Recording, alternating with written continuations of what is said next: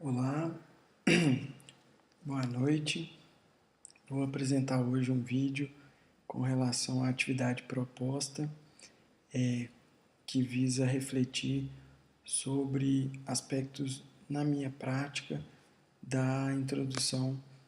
de processos de cogestão, de gestão compartilhada, que eu considero que sejam relevantes na minha prática. Bom, antes de tudo, eu queria falar um pouco sobre a Política Nacional de Humanização da Atenção e Gestão do SUS. Ela foi uma aposta que surgiu com base na Lei 8.142, em 1990, que visava incluir a participação social como um modo de controle social das atitudes e ações esperadas do sistema de saúde brasileiro. E através dessa base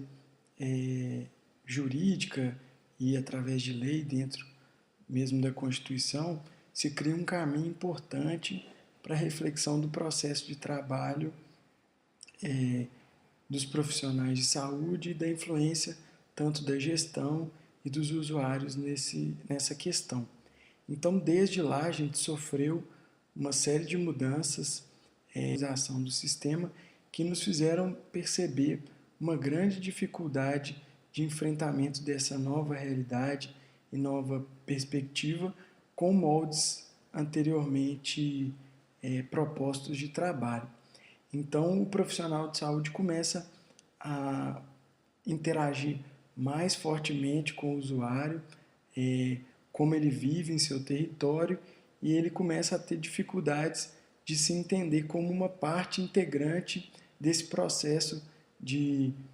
consolidação de conceitos de saúde de forma mais ampliada, não mais baseado na questão biomédica, de entendimento do seu fator político dentro desse território, então de acolher e receber demandas sociais e ao mesmo tempo junto com aquela comunidade refletir sobre aquilo. E um pouco sobre isso, né, ele começa a perceber que aquele molde de trabalho em que ele entrega um produto e não se compromete com aquilo, começa a não fazer sentido pelo tamanho da carga que ele carrega, do trabalho que ele realiza, e também porque ele começa a perceber que aquilo sem sentido para ele começa a gerar um desprazer, uma sobrecarga, e ele começa a não se ver mais naquele ambiente, e isso gera um incômodo grande e que a política de humanização da atenção e gestão tenta trazer uma nova forma de enfrentar esse novo problema, essa situação nova na construção do processo de enfrentamento da política de saúde no Brasil. Então, nesse sentido, existe então a proposta dessa questão da cogestão, né, que visa, então, através de um método, uma forma de fazer mudanças na saúde, né, considerando uma produção de sujeitos que são mais autônomos, que são livres, e corresponsabilizar todos nessa produção de saúde. Nesse sentido, existe então uma outra grande mudança, que é tentar dimensionar de forma equânime as relações de poder, que dentro de uma estrutura antiga de trabalho existia a questão do chefe, do empregado, da sua influência sobre o seu processo de trabalho, que é quase nula, e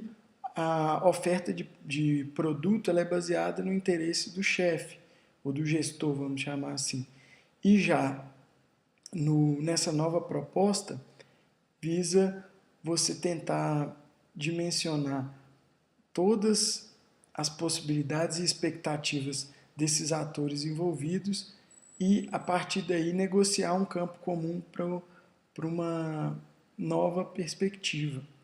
E que isso se torna altamente desafiador, porque o que permeia isso também é uma visão mais ampliada de saúde, então aquela mera questão de enfrentar o paciente, né, usando esse termo até de forma pejorativa mesmo, em que ele é uma pessoa que possui ou não uma doença, para passar por um termo mais amplo de usuário, de cliente, em que ele participa da construção da saúde e ele também questiona as influências sobre ele de saúde, de políticas públicas e que vai fazer, de certa forma, uma grande mudança nesse contexto. Então, reforça-se muito essa relação dialógica em que você troca experiências e negocia campos comuns, algo bem desafiador, né? E dentro desse contexto, eu vou então falar um pouco sobre a experiência de algumas questões que eu tive aqui em Ouro Preto, a cidade onde eu trabalho como médico de família e preceptor da residência de medicina de família, que envolveram algumas questões do trabalho humanizado e da mudança dos processos de trabalho e pactuação com a comunidade, que eu acho que foram extremamente relevantes nesse sentido. A primeira experiência que eu já relatei em um texto dessa mesma disciplina foi o caso envolvendo uma grande angústia da nossa equipe quanto ao atendimento de um paciente do público LGBT. Na época a gente desconhecia os termos e conceitos, que na verdade era uma mulher trans, né, uma pessoa que nasceu com a genitália masculina e que depois não se percebeu como um homem e passou por uma transformação através de hormônio para se transformar em uma mulher. E aí, no dia a dia, a gente sofria muito com o nosso processo de trabalho, que envolvia questões muito estanques, que era com relação à solicitação do nome de registro das pessoas e do seu cartão do SUS. Isso era quase que mecânico, a gente não se questionava sobre isso. E isso gerava uma situação de desconforto, porque a paciente era chamada por um nome masculino, ela se identificava com esse nome, pois foi o nome que se reconheceu por toda a sua vida, e era atendida num posicionamento, inclusive, muito defensivo, em que não colocava muitas suas angústias, em que aquilo era bastante ruim para ela. E aí a gente, na tentativa de se questionar sobre isso, tivemos numa discussão uma situação também que contribuiu bastante, que foi a residência médica, e que a gente possuía um residente que era muito militante nessa questão da defesa dos direitos do público LGBT. E ele um dia nos fez uma reflexão de por que a gente chamava aquela paciente pelo nome de registro e se a gente em algum momento tinha indagado a ela se ela teria um nome que ela gostasse de ser chamada. E foi muito interessante porque nesse momento a equipe toda em uma reunião se sentiu um pouco desconfortável, sem saber o que fazer. E aí foi um momento em que a gente utilizou, né, uma forma de se organizar, né, que foi a questão do grupo, e a gente voltou essa questão, então, para paciente. E numa dos momentos de acolhimento dessa paciente, a gente voltou essa pergunta para ela, se ela se sentia mais confortável utilizando outro nome e se ela gostaria que a gente mudasse o nosso jeito de tratá-la. E foi muito interessante porque ao momento que ela foi liberada até de falar, ela colocou que ela se sentia muito incomodada, que as pessoas olhavam para ela de uma forma que, como que ela tinha um nome masculino, apesar dela entender que ela tem alguns traços que a deixam ainda masculina, mas que aquilo a incomodava muito. Então a gente foi e decidiu com ela de passar a usar o seu nome social, e a partir disso a gente foi estudar sobre a humanização do cuidado desses pacientes. E foi muito interessante porque a gente conseguiu ver a questão dos direitos e a gente basicamente fez um contrato interno mesmo de gestão em que a gente resolveu modificar a nossa forma de acolher e colocar para os pacientes um modo deles operarem dentro da nossa unidade. Então, atualmente, isso já começa a ter um impacto, por exemplo, na recepção. As nossas recepcionistas, elas não têm mais aquela atitude que antes era: oi, tudo bem, eu posso te ajudar? Qual que é o seu nome para eu colocar aqui no prontuário? E se o paciente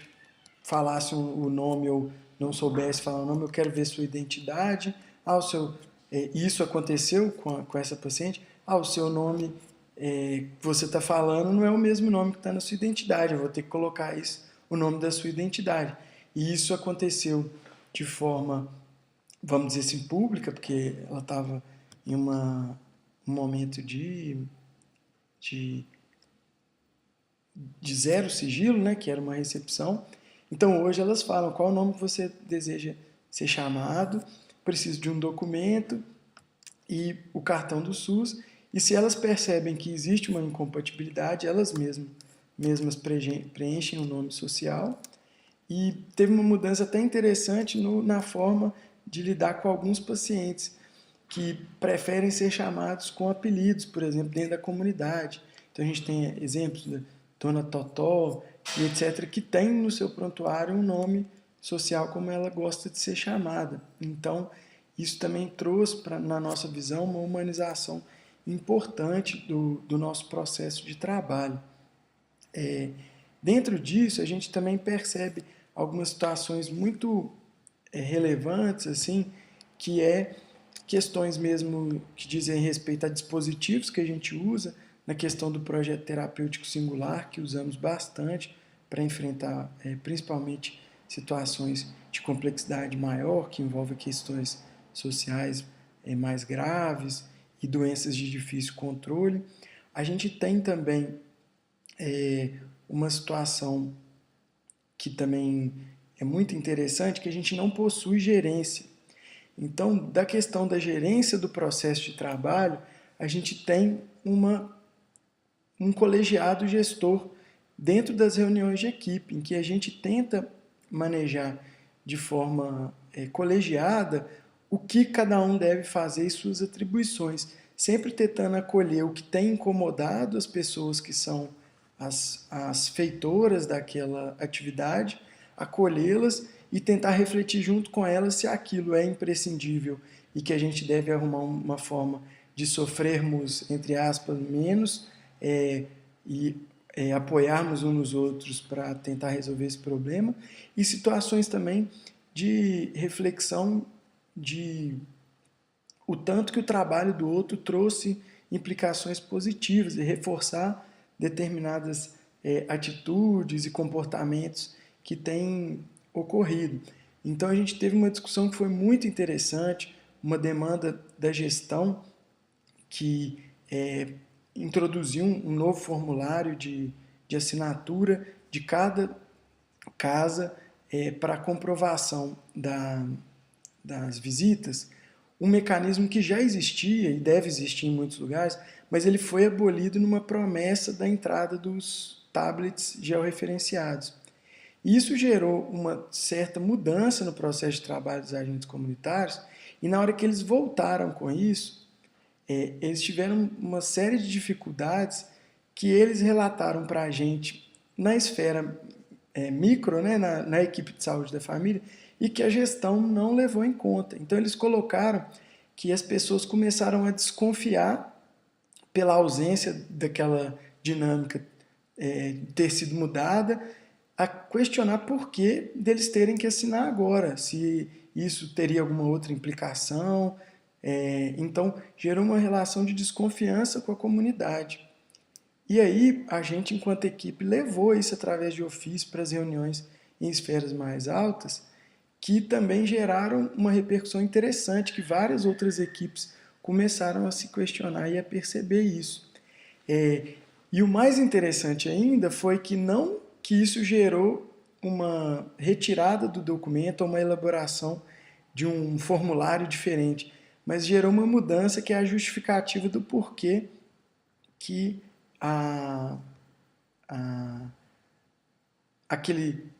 aquela pessoa, aquele usuário não poderiam assinar, e gerou um desconforto muito grande dos profissionais com a gestão. Então hoje nós estamos num momento de grande atrito com a gestão nesse sentido. As pessoas estão se sentindo no modelo antigo, em que é imposto um modo de trabalho sem se perguntar ou querer envolver os profissionais nesse sentido. Então a gente teve uma reunião em esferas que envolviam médicos, enfermeiros e os agentes comunitários de saúde, que depois virou uma reunião só, inclusive com o prefeito da cidade,